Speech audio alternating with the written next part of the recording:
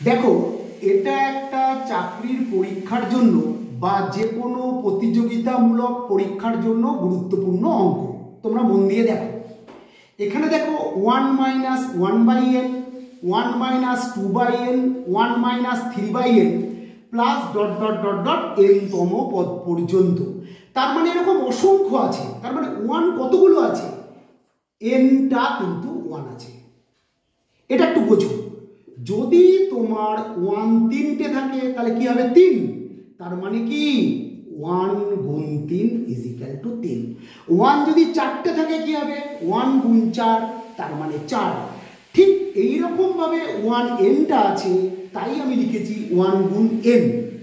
এবার তোমরা লক্ষ্য করো, এই যে দেখতে পাচ্ছ মাইনাস মাইনাস মাইনাস, মাইনাসটাকে কমন নিলাম, তাহলে পড়ে থাকলো 1/n plus 2/n plus 3/n dot dot dot dot n-তম পদ পর্যন্ত।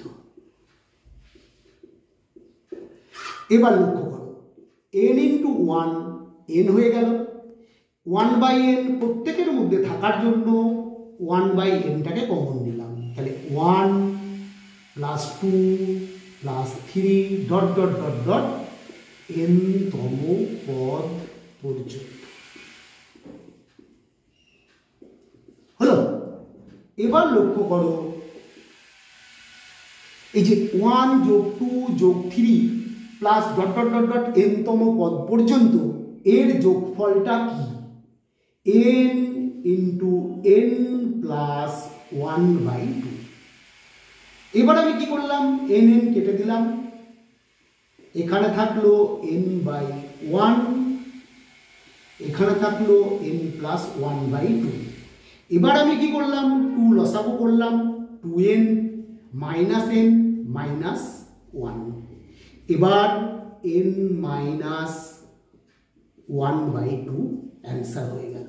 দেখো তোমরা বুঝতে পারলা কিনা, যদি বুঝতে না পারো আবার কমেন্টে বলো, আবার আমি বুঝিয়ে দেবো।